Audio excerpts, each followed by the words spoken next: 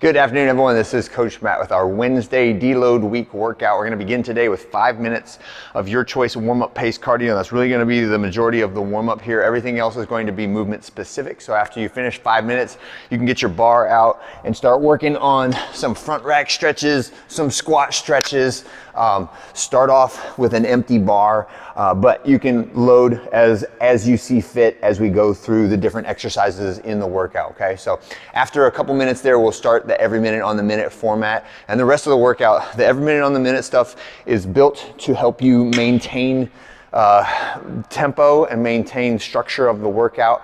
But if you need to rest a little bit more, or if you want to go a little bit faster, all of those are just fine, okay? So begin, it's A, B, and C. There's 3 big blocks, and they go from the shortest to the longest as we go through it. So the first one is an 8-minute alternating EMOM. So every minute on the minute, alternating odd minutes and even minutes. So on the odd minutes, we're gonna do a bent over barbell row, right? So that is from the ground, touching the ground with the weights and touching your chest. Do you need like a good medium weight for this? Think like a third of your deadlift max, or like 95, 65 is totally fine. And then so the bar will be ideally is rolling on the ground to where you can get underneath it and press it up. So we're gonna be laying underneath the bar for the next exercise. And this is just a windmill, so I'm going to the left and to the right? And if I need to bend my knees to make this a little bit easier, I can do that, right? But this is a barbell windmill, so this is a rotary ab exercise with the bar pressed up and over the top of me. And then when you're done, you can just set it down over the top of your head. Having a partner to hand it to you is kind of helpful, and obviously don't drop it on yourself, okay? Next one is a 3-minute rest and switch. Then we're gonna switch to a 12-minute segment where you're doing back squats and push-ups, right? So now I've got the bar in my rack, I've got it loaded to those deload percentages, and get underneath it. And this is not an EMOM, right? But just take 12 minutes to get through this segment of my back squats. Every time I finish a set of back squats, I'm gonna go down and I'm gonna do 8 to 12 reps.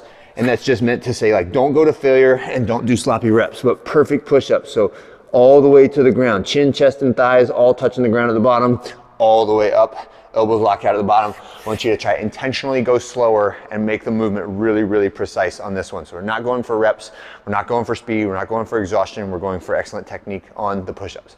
Then another 3-minute rest. So take a little break, switch stuff up, and we're going into this quality AMRAP. So this is, AMRAP just means we're going 15 minutes repeating these exercises in a reasonable intensity format, right? So the first thing is some type of overhead or shoulder walking exercise. It could be a handstand hold, it could be a handstand walk, it could be a bear crawl, but do something where your hands are in contact with the ground and they are either moving or static or supporting your body weight. And it should be somewhere in the 20-second range to get that piece done, right? If it's 30 seconds, that's fine. If it's a little faster, that's fine, okay?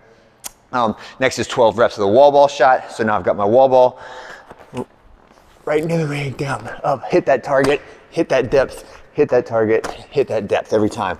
Consistent top, consistent bottom position every time, and then finish with 12 or 16 calories on the rower or the bike, your choice, and just repeat that at a moderate intensity for 15 minutes. It should be sweaty, but it shouldn't be devastating. The worst part about this might be your hand and wrist, right? So if you need to switch what you're doing in the middle because bear crawls or handstand walks are starting to like aggravate your hand and wrist, then switch it up for something else, okay? All right, that's it for today. Have a great one. See you guys on Thursday.